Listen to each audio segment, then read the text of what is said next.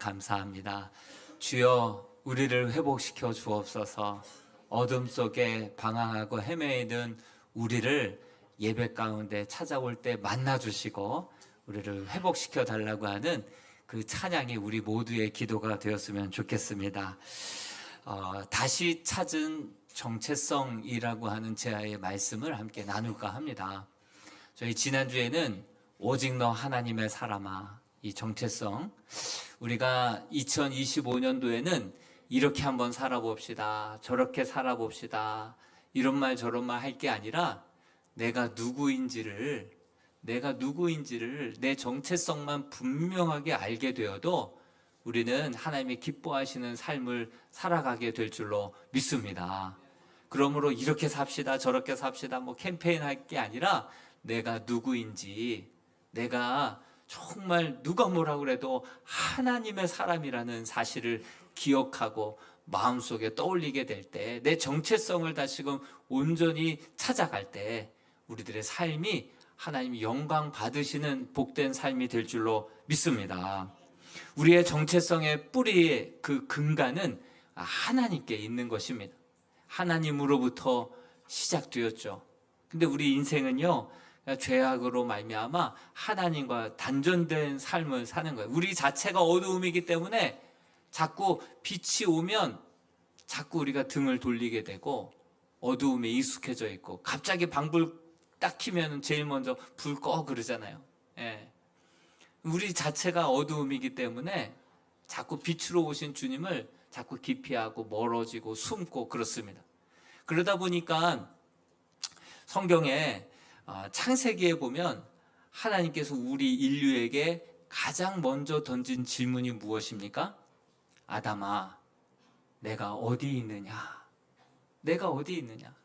이 정체성을 물어보는 그런 질문이지 않습니까? 우리가 어디 있는지 몰라서 하나님이 너 어디 있냐 이렇게 물어오시는 거 아니잖아요. 하나님은 지금 우리가 죄악 가운데 하나님이 어디 있느냐, 이런 정말 어두운 죄악 가운데 우리가 하나님과 단절된 삶을, 하나님 없는 사람처럼 그렇게 죄악 가운데 방황하고 혼자 힘으로 쓰러지고 절망하고 좌절하고 낭망하고 있을 때, 정말 어떻게 보면 당장은 코에서 호흡을 하고 있기 때문에 살아있어 보이죠. 그러나 우리 주님께서 말씀하셨잖아요. 너희는 가지라. 나무에서 떨어져 나오는 순간 그 이파리는 여전히 붙어 있고 그 열매도 붙어 있을지 모르고 꽃이 있다 하더라도 나무에서 잘라져 나오는 그 순간 그 나무는 살아 있어 보이나 실상은 죽은 것이다. 그렇게 말씀하고 있지 않습니까? 여러분, 우리가 자꾸 하나님으로부터 멀어지려고 하고 그 우리의 근본, 우리의 정체성을 자꾸 부인하려고 하죠. 하나님을 피하려고 하고 숨으려고 하고 탕자처럼 방황하려고 하는 것이 바로 죄된 우리들의 삶의 모습이다. 나무에서 잘려나간 것 같은 살아있으나 실상은 죽은, 우리 자체적으로는 도무지 우리 스스로를 구원할 수 없는 그러한 상황 가운데 우리는 놓여 있죠. 그러한 우리를 위하여서 우리 하나님께서는 또 놀라운 구원의 계획을 이 땅에 예수 그리스도를 보내주셔서 그분이 우리의 모든 질고와 죄와 허물들을 짊어지시고 죽으시고 부활하심으로 말미암아 고아였던 죄의 종이었던 우리들을 다시금 하나님의 자녀로, 하나님의 양자로 다시금 우리를 고아와 같이 내버려 두지 아니하시고 다시금 예수 그리스도를 통해서 하나님의 자녀, 새로운 정체성으로 우리를 자녀 삼아 주시고 불러 세워 주신 줄로 믿습니다. 다시 찾은 정체성, 이것이 얼마나 중요하고 이것을 내가 인식하고 감사하고 받아들이느냐에 따라서 삶의 태도와 삶의 질은 정말 전혀 다른 것을 볼 수가 있습니다.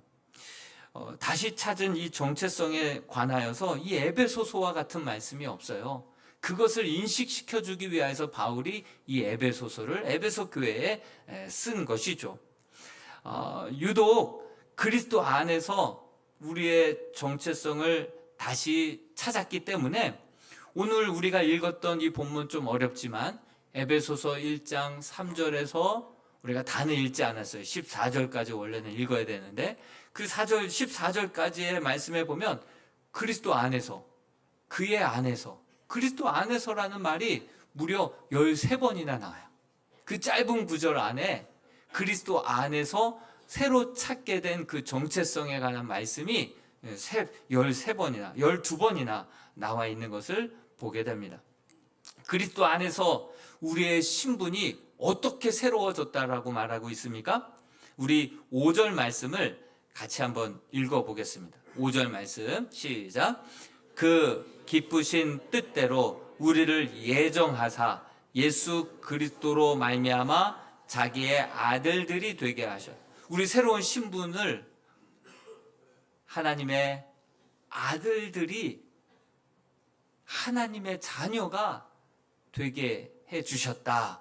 예수 그리스도로 말미암아. 그 그리스도 안에서 하나님의 자녀, 새로운 신분을 얻게 되었다. 주님의 양자가 되었다. 이것을 말씀하고 있는 것이죠. 그런데 우리가 어떻게 신앙생활을 해야 하나님의 자녀가 되고 그 권세로 우리가 천국에 들어갈 수 있는 이유가 무엇입니까? 그 근거가 무엇입니까? 선택받은 자의 어떠함 때문에 하나님의 자녀가 되는 것이 아니죠. 우리의 행위나 신앙의 태도나 우리의 노력, 종교 생활 때문에 우리가 하나님의 자녀가 되는 것이 아니다라고 성경에 말하고 있습니다.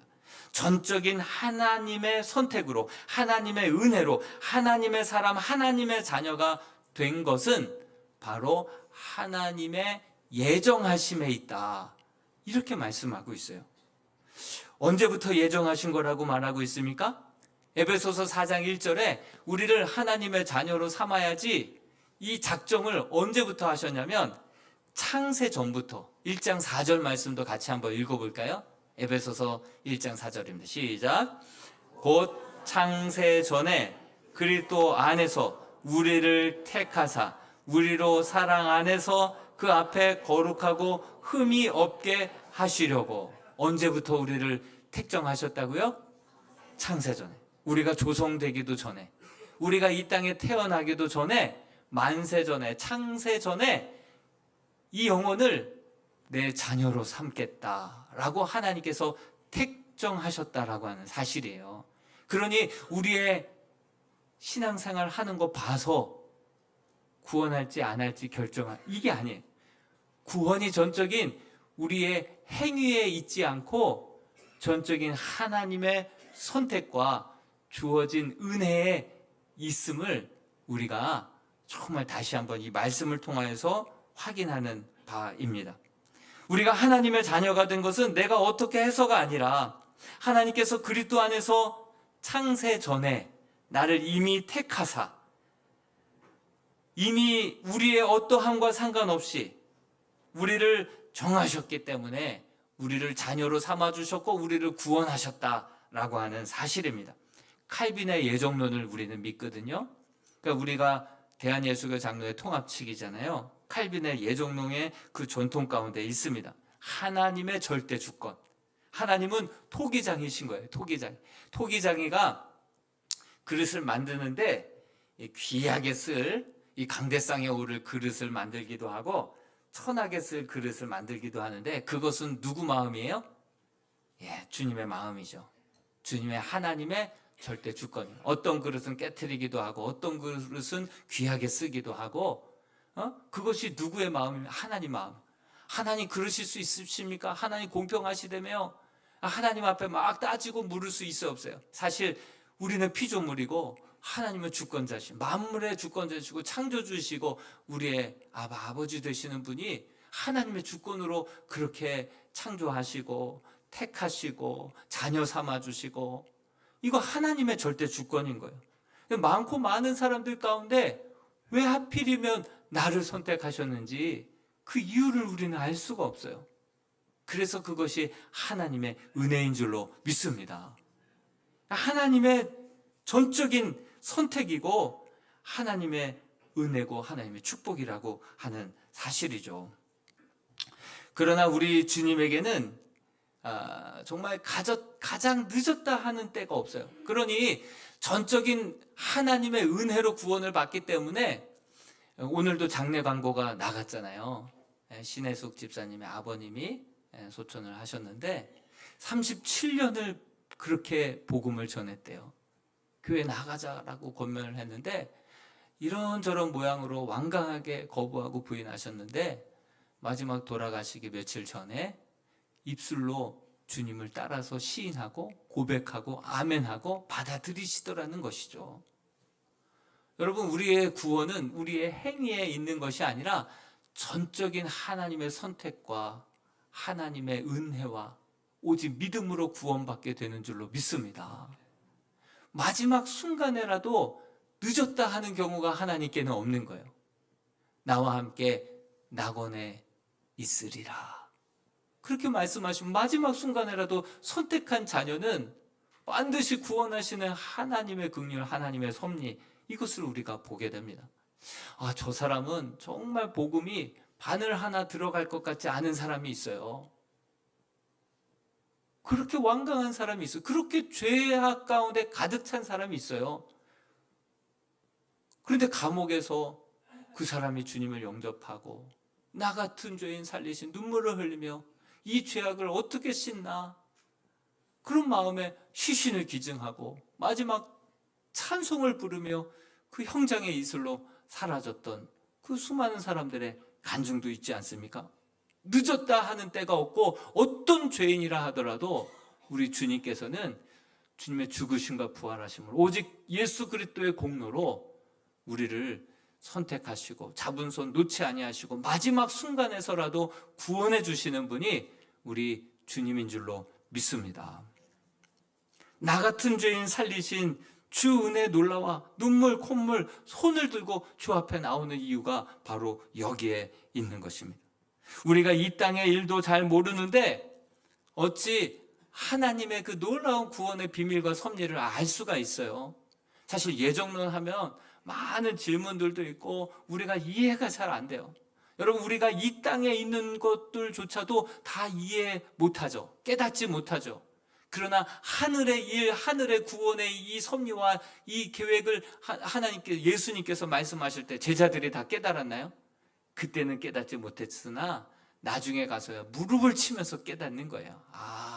이래서 이렇게 하셨구나. 하나님의 하시는 일들을 보면 이 성경 말씀에 예정론이 나와 있는 거예요. 우리 주변에 보면 아무리 보고 믿음은 모든 자의 것이 아니더라고요. 그러나 선택한 사람은 마지막 순간에라도 하나님 건져 구원해 주시는 모습을 보게 되는 것이죠. 이 구원에 관한 이 교리는요, 우리가 다 헤아릴 수 없어요. 다 이해할 수 없어요. 그러나 지금도 하나님은 살아서 역사하시고 선택한 자녀들을, 택정한 자녀들을 마지막 순간에서라도 구원해 주시는 분이 우리 하나님이신 줄로 믿습니다. 우리 주님은 어떤 죄인도 용서하지 못할 죄가 없으신 분입니다. 우리 주님은 늦었다고 하는 그 순간이 없어요. 어떤 주홍같이 붉은 죄인이라 하더라도 양털과 같이 그 죄악을 용서해 주시고 자녀 삼아 주시고 천국 백성 삼아 주실 수 있는 분이 우리 하나님이신 줄로 믿습니다. 그런데 가만두면 죽을 수밖에 없는 이 나 같은 죄인을 왜 이렇게 건져주셨고 하나님의 일을 하게끔 만들어주셨고 이 나 같은 죄인을 왜 이렇게 하나님은 큰 은혜를 베풀어 주셔서 하나님의 자녀된 신분으로 고아와 같이 죄의 종으로 죽을 수밖에 없는 우리를 왜 이렇게 큰 말할 수 없는 은혜로 구원해 주셨나, 그 이유와 목적이 무엇인지 성경에 나와 있습니다. 4절에 보니까 그 앞에 거룩하고 흠이 없게 하시려고 그런 놀라운 은혜를 베풀어 주셨다. 여러분, 이 놀라운 은혜를 깨닫게 되는 순간 평생 갚아도 다 갚을 수 없는 그 하나님의 은혜에 우리가 거룩하고 진실되게 살아야지, 이런 마음 들지 않겠어요? 하나님께서 이런 말할 수 없는 은혜들로 우리를 선택하시고 구원해 주시는 것을 보면 정말 거룩하고 흠없게 살게 하기 위하여서 우리를 이렇게 큰 은혜 가운데 우리를 건져주신다는 사실이죠. 또 5절에 보니까 자기 아들들이 되게 하시려고, 6절에 보니까 거저 주시는 바 그의 은혜의 영광을 찬송하게 하려는 것이라. 하나님께서 이 놀라운 은혜로 우리를 구원해 주시는 그 이유와 목적은 영원토록 주를 찬송하게 하기 위함인 줄로 믿습니다. 또 7절에 보니까 그의 피로 말미암아 속량고 죄 사함을 받게 하시기 위함이다. 이렇게 우리에게 말씀해 주고 있습니다. 이 모든 것들이 신분 하나 바뀌었을 뿐인데 우리에게 이 놀라운 복들이 한꺼번에 주어진다라고 하는 사실이죠. 그래서 3절에 보니까 모든 신령한 복을 우리에게 주사, 이렇게 기록하고 있는 거예요. 모든 신령한 복. 여러분, 우리가 달라진 거 다른 거, 신분 하나 바뀌었는데 이 놀라운 은혜를 선물로 받게 된다라고 하는 사실이죠. 여러분, 한번 율법주의자를 한번 보세요. 자기의 행위로 구원받을 수 있다 착각하고 살아가는 율법주의자, 유대 종교 지도자들을 한번 보십시오. 우리가 지금 큐티 말씀이 요한복음을 큐티하고 있지 않습니까? 그러면 3장에 가보면 니고데모라고 하는 그러한 종교 지도자가 나오죠. 그 시대에 존경받고 율법을 율법 그대로 준수했던 율법주의자 중에 율법주의자였습니다. 그런데 그가 어땠습니까? 율법대로 그렇게 지켰는데 그 마음에 정말 구원의 확신이 없는 거예요. 평안이 없는 거예요. 그 남들에게는 보이지 않는 죄악이 여전히 끊어지지 않는 거예요. 그러다 보니 그 마음에 공허함이 있는 거예요. 허전함이 있는 거예요. 밤중에 예수 그리스도를 찾아오는 것이요. 여러분, 율법, 우리의 행동, 우리의 행함으로 구원받을 육체가 하나도 없다는 거예요. 그 마음에 뭔가 허전한 거예요. 그렇게 지켰는데도 불구하고 확신이 없는 거예요. 그러다 보니 사람의 이목을 피하고 그 밤중에 예수에게 찾아와서 어떻게 하여야 우리가 거듭납니까? 그것을 묻잖아요. 여러분, 아무리 모범생, 그렇게 종교 지도자들 가운데서도 서울대생과 같은 니고데모라 할지라도, 또한 거리에서 음행을 저지르다가 현장에서 붙잡힌, 그 현장에서 간음하다가 걸린 여인이다 할지라도, 그 니고데모라 할지라도, 간음하다 현장에서 붙잡힌 그 죄 많은 여인이라 할지라도 모두 다 은혜로 구원받는 줄로 믿습니다. 행위로 구원받을 육체가 한 사람도 없는 거예요. 믿음으로, 전적인 은혜로, 주님의 죽으심과 부활을 믿는 믿음으로 말미암아 우리는 구원받을 수 있고 하나님의 자녀가 될 수 있다라고 성경은 분명하게 말씀하고 있는 것입니다. 이렇게 전적 은혜로 구원받게 하심은 하나님의 은혜의 경륜을 깨닫고 나 같은 죄인을 살리신 주님의 은혜 너무 놀라워 잊지 않고 다 갚을 수 없는 그 은혜, 말로 다 표현할 수 없는 하나님의 놀라운 은혜를 내가 거저 받았으니 그 구원받은 자답게 그렇게 거룩하게 진실되게 살아가야겠다. 그 가운데 그렇게 믿는 자만이 진정한 변화가 있고 성화가 이루어지고 주님을 닮아가는 그러한 성숙의 삶을 살아가게 될 줄로 믿습니다. 이렇게 거듭나지 않고서야 절대로 사람 안 변합니다. 절대로 사람 변하지 않는 것을 보게 됩니다. 이러한 신분의 변화를 자신의 삶을 통하여서 잘 설명해 준 그러한 목사님이 한 분 계세요. 미쿡 목사님이신데 그분은 3명의 아이를 입양을 했어요. 자기 자녀도 있는데도 불구하고 3명의 아이를 입양했는데 그 3명 다 한국 아이인 거야. 한국 아이. 근데 그 중에서 2명은 또 장애를 가지고 있는 아이인 거예요. 장애를. 아니, 목회하기에도 바빠서 1명 정상적인 아이를 입양하는 것도 이게 쉬운 일이 아닌데 3명이나 입양하고 뿐만 아니라 2명은 장애를 갖고 있는 아이를 입양한 거예요. 그래서 주변에서 사람들한테 많이 물어오지 않겠어요? 아, 목사님, 어떻게 그냥 멀쩡한 아이도 입양하기 어려운데 장애를 갖고 있는 아이를 이렇게 3명씩이나 입양을 할 수가 있으십니까? 도대체 무슨 마음으로 그렇게 입양을 하신 것입니까?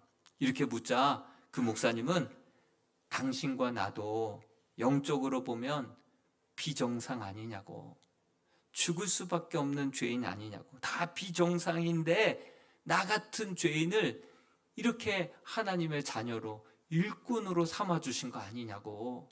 그 은혜를 내가 잊지 않기 위하여서 이렇게 하나님의 은혜를 내 몸에, 내 가정에, 내 생각 속에, 내 삶 속에 새기기 위하여서 이런 자녀들을 내 자녀로 입양을 해서 정말 이렇게 돌보면서 하나님의 은혜를 잊지 말자, 이런 마음으로 이렇게 목회를, 가정사역을 하고 있다 이야기를 했습니다. 여러분, 이분의 신앙 고백이죠. 정말 귀한 신앙 고백 아닙니까? 오늘 우리가 누리고 있는 이 축복, 죄인된 우리를 하나님의 자녀라고 하는 새로운 신분을 우리에게 주셨다라고 하는 것, 이것은 우리가 다 갚을 수 없고 표현할 수 없는 하나님의 놀라운 은혜요, 축복이요, 선물인 줄로 믿습니다. 우리는 그 축복을 우리는 지금 우리가 느끼든 느끼지 않든 받아 누리고 있다라고 하는 사실을 우리가 기억할 수 있게 되기를 소망합니다. 이것이 바로 복음인 것이죠. 그리스도인의 정체성을 말하다 라고 하는 책에도 알렉스 캔드릭 목사님께서 서두에 자기가 한 중국 아이를 입양한 그 이야기로 그 책이 또 시작을 하더라고요. 그 아이가 태어난 날이 2011년 2월 14일 날 태어났습니다. 그리고 그 아이는 2살 배기 여자아이였어요. 중국 여자아이. 그런데 그 아이는 태어날 때부터 심장이 약했어요. 중증 심장병 진단을 받았어요. 근데 그 부모는 가난했거든요. 그러다 보니 그 아이를 수술해주고 관리해주고 치료해줄 그러한 재정적, 마음적 여유가 없었던 거예요. 내가 데리고 있으면 이 아이는 죽을 수밖에 없는 거예요. 그래서 친자를 포기하고 제발 이 아이를 수술을 해줄 수 있고 이 아이를 돌봐줄 수 있는 가정으로 이 아이를 입양해달라고 눈물로 친자 포기 각서를 하고 고아원에 보낸 것이죠. 그 목사님이 입양할 아이를 막 찾고 있는데 이 사람 저 사람 소개를 받아도 마음이 편치가 않고 하나님께서 평안함을 주시지 않는 거예요. 근데 그 아이를 딱 보는 순간 마음이 평안해지고 이 아이다 싶은 거예요. 그리고 그 아이의 이름을 딱 미아로 정했는데 그 부모님이 정했던 그 아이의 원래 이름이 미아였던 거예요. 그래서 하나님께서 이 귀한 아이를 우리 가정에 보내주시려고 하시는 거구나. 평안하게 진행을 하는 거죠. 그리고 먼저 그 아이를 수술하고 그리고 회복된 이후에 비행기를 태워서 이제 집으로 런던 그 본인이 있는 교회로 집으로 이제 데려오는 그러한 과정에 대한 이야기가 책의 초반에 기록되어 있습니다. 목사님은 이 아이를 응답으로 받고선 절차를 밟아서 그 아이를 수술해주고 이제 데리고 오는데 지금의 나이는 한 15살 됐겠어요. 15살. 2025년도 나이로 보면. 그런데 이 아이가 입양되고 수술하고 이 모든 선택과 그 모든 과정 속에서 이 아이가 결정한 거, 선택한 거 하나도 없어요. 다 결정되어지고 선택되어지고 자기가 기억도 못하고 있는 거예요. 만약에 이 아이가 입양되지 않았다라고 한다면 어땠을까요? 여전히 고아로 남아있다고 한다면 고아원에 가도 가장 마음에 들고 건강하고 이쁘고 상냥하고 눈에 넣어도 아프지 않을 그런 아이들을 주로 입양을 선택적으로 하지 않습니까? 이 아이는 이 심장 수술하고 몸도 약하고 그래서 고아원에 있다 하더라도 정말 아주 선택적으로 최소한의 돌봄만 좀 받았을 뿐일 거예요. 그리고 이 아이가 점점 자라다 보면 정체성의 혼란이 생겨져서 나를 버린 부모에 대한 원망, 신에 대한 원망, 그렇게 자라났을 거예요. 뿐만 아니라 자라면서 가족의 사랑도 받지 못하고 자기 스스로의 힘으로만 살아나가야 되고 20살 되면 또 고아원을 나가야 되지 않습니까? 그러다 보면 사회 부적응자나 또 어떻게 보면 인신매매의 위험에도 그 도사리는 그 거리로 그 아이를 이제 나가서 거기 스스로 삶을 개척해 나아갈 수밖에 없는 그러한 지경에 놓일 수도 있는 그러한 상황이었죠. 그러나 그녀가 고아로 그냥 버림당하지 않고 건강한 목회자 가정으로 입양이 되어서 신분이 달라진 거예요. 신분 하나 달라졌는데 어떤 변화들이 보장이 됩니까? 안전해졌죠. 행복해졌죠. 건강한 가정에 이제 애정을 쏟아주고 그 4명의 언니가 생겼고 부모가 갑자기 생겼어요. 뿐만 아니라 할아버지 할머니가 4분이나 생겼어요. 그리고 사촌 형제들이 12명이나 더 생겼죠. 결정적으로 이분들은 손이 하나씩만 있는 게 아니에요. 2개씩 다 있는 거예요. 그러니 안아주고 도와주고 챙겨주고 축복해주고, 거의 혼자서 고아로 지냈다고 한다면 그냥 돌봄을 받아봤자 최소한의 20% 아니 거의 0에 가까운 혼자 알아서 해야 할 그러한 상황에 그 연약한 아이가 이제는 100의 도움을 받는 그러한 입양의 딸로 완전히 신분 하나 바뀌었는데 안정감, 행복감, 그뿐만이 아니라 침대도 제공해주고 그 때마다 시마다 깨끗한 옷도 빨아주고 절기 때마다 새로운 옷도 주게 되고 교육 혜택과 의료적인 혜택과 뿐만 아니라 언니들과 동등한 그러한 특권을 받고 나중에 부모가 세상을 떠날 때에는 그 유산도 동등하게 받게 될 그런 놀라운 특권을 받게 된다라고 하는 사실이죠. 여러분, 저와 여러분들이 하나님의 자녀로 바뀌었다라고 하는 그 사실은 이 신분 하나 바뀌었지만 우리에게 주어주시는 하나님의 혜택과 돌보심과 약속하신 은혜와 축복은요 영원한 줄로 믿습니다. 놀라운 변화가, 신분 하나 바뀐 이 정체성 하나 회복된 그 회복의 과정 속에 이 놀라운 은혜와 축복이 함께 우리에게 주어진다라고 하는 사실을 우리는 잊지 말아야 할 것입니다.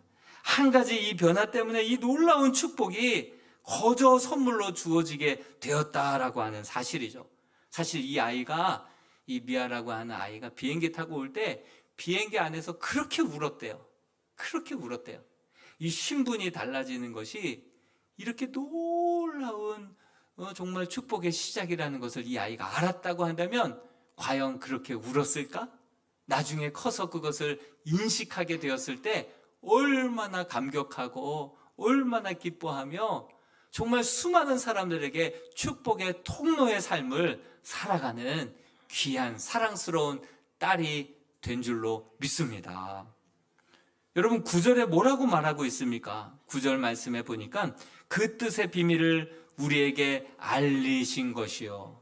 그 정체성 하나의 변화가 놀라운 구원의 삶의 변화, 영원한 축복으로 이어지게 된다는 것을, 그 비밀을 알리기 위해서 이 바울이 펜을 들어 이 에베소서를 기록하고 전달했다는 거예요. 그리스도 안에서 때가 찬 이 놀라운 경륜을, 그것을 알려주고, 이것이 바로 창세 전에 이미 예정되신 하나님의 놀라운 구원 계획이었다, 은혜였다, 축복이었다, 이것을 알려주기 위해서 이 에베소서를 기록했다는 것이죠. 여러분, 여기서 나오는 이 비밀은 헬라어로 미스테리온이에요. 미스테리온. 미스테리 아시죠? 미스테리. 이 미스테리온에서 나온 것이죠. 이것은 일부러 감춘 것이 아니에요. 사람들이 하도 알리지도 않고 전파하지도 않다 보니까 그냥 감춰진 비밀이 돼버린 거예요. 잊혀진 비밀이 돼버린 거예요. 여러분, 지금도 우리가 이 신분이 이렇게 변화된 것이 이 놀라운 은혜요 축복이라는 것을 우리가 망각하고 살아가고 전하지 않고 찬송 부르지 않고 간증하지 않고 살아가게 된다면 이 놀라운 복음의 비밀이 또 저와 여러분들을 통하여서 사장되고 감춰지게 되는 것이죠. 저와 여러분들이 하나님의 찬송되기를, 간증되기를, 주님의 증인되기를 주의 이름으로 축복합니다. 마지막으로 벤허 얘기만 하고 마칠까 합니다. 벤허 잘 아시죠? 1950 몇 년도죠? 9년도에 만들어진 영화로서 아카데믹상 11개 부분을 다 휩쓸었던 그 어떤 작도 흉내내지 못했던 대작이었죠. 타이타닉 영화가 드디어 그 기록을 간신히 깼다. 그 정도의 대작이고, 배너 안 보신 분 거의 없으실 거예요.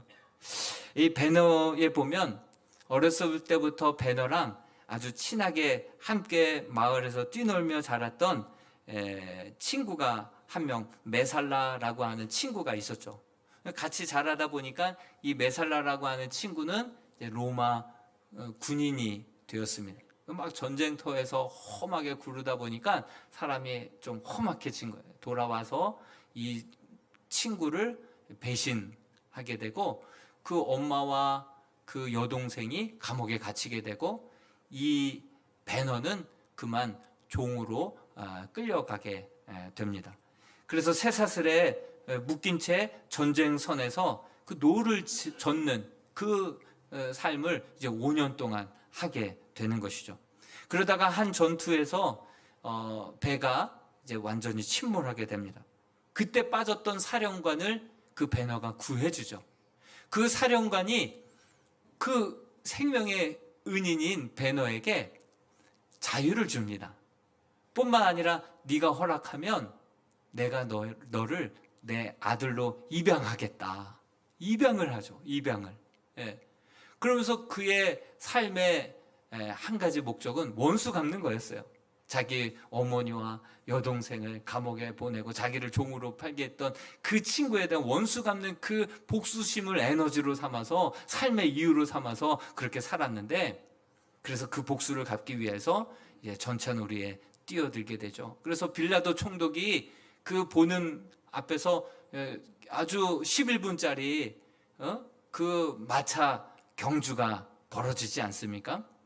거기서 자기의 친구와 서로 그냥 복수심에 앞서거니 뒤서거니 하다가 결국은 이 메살라가 전차가 전복돼서 쓰러지죠. 넘어진 그를 뒤에 있는 마차가 또 전차가 치면서 죽어가는 와중에 너의 엄마와 너의 동생은 한센병에 걸려서 지금 마을에서도 쫓겨나간 상태에 있다. 이렇게 미소 지으며 자기가 죽어가는데도 그런 마지막 말을 남기고 떠나게 되죠. 그때 당시 예수 그리스도 시대 아닙니까? 그 죽은 자도 살렸다라고 하는 예수 그리스도에게 찾아가서 자기의 어머니와 자기의 동생을 고쳐달라고 부탁하기 위해서 가셨는데, 자기는 죽이기 위해서, 복수를 위해서 살아갔지만 예수님은 어떻게 오셨습니까? 용서하기 위해서 이 땅에 오셨잖아요. 십자가를 지기 위해서 오셨잖아요. 예수님이 십자가를 지고 골고다 언덕으로 가시는 거예요. 쓰러지고 넘어질 때 이 배너가 찾아가서 예수님의 그 입에 물을 먹여 드립니다. 사실 자기가 그렇게 종으로 팔려가고 거의 지쳐 쓰러져 있을 때에 찾아와서 물을 먹여주시고 기운을 다시 한번 일으켜 세워줬던 분이 그 주님이었거든요. 그때를 기억하는 거예요. 그리고 마지막 십자가에 못 박혀 돌아가시면서 저들의 죄를 용서해달라고 하시는 그 예수님의 말을 듣고 크루시얼 데이라고, 정말 주님이 운명하시는 그 순간 땅이 진동하고 하늘이 어두워지고 그 마태복음의 사복음서에 다 나와 있지 않습니까? 그리고 다시 한번 나환자 격리촌으로 가봤더니 자기의 어머니와 자기의 여동생이 나병에서 깨끗함을 입은 거예요. 그 순간 그는 이제 로마의 장수의 아들이 아니라 하나님의 아들이라고 하는 그 신분을 가지고 미움의 칼을 던져버리고 주님의 십자가를 붙들고 하나님의 자녀로 살아가는 믿음의 사람으로 거듭나게 되지 않습니까? 여러분, 이러한 영화 같은 이야기가 바로 저와 여러분들에게 일어난 사건이요, 지금도 우리에게 부어주고 계시는 하나님의 놀라운 구속사인 줄로 믿습니다. 이 신분 하나가 바뀐 것이 정말 우리에게는 말로 표현할 수 없는 하나님의 놀라우신 은혜가 지금도 약속이 우리에게 성취되고 있다는 사실을 기억하면서 이런 은혜를 왜 주셨을까? 왜 나 같은 죄인을 내버려 두면 죽을 수밖에 없는 그 인간을, 나를 왜 하나님께서는 선택해 주시고 자녀 삼아 주시되 창세 전에 계획하시고 이 말할 수 없는, 갚을 수 없는 이 은혜를 주신 이유가 무엇일까? 찬송이 되게 하려 하심이라. 거룩하고 흠없게 보존하기 위함이라. 하나님의 구원받은 자녀답게 하나님의 자녀로, 하나님의 사람들로 살아가게 하기 위하여서 우리에게 이 큰 부르심과 구원을 베풀어 주셨다라는 것을 기억하며 2025년도 정말 하나님의 사람으로 살아낼 수 있는 저와 여러분들 될 수 있기를 주님의 이름으로 축원드립니다. 기도하겠습니다. 우리 주변에 보면요, 솔직한 얘기로 뭔 짓을 해도 믿지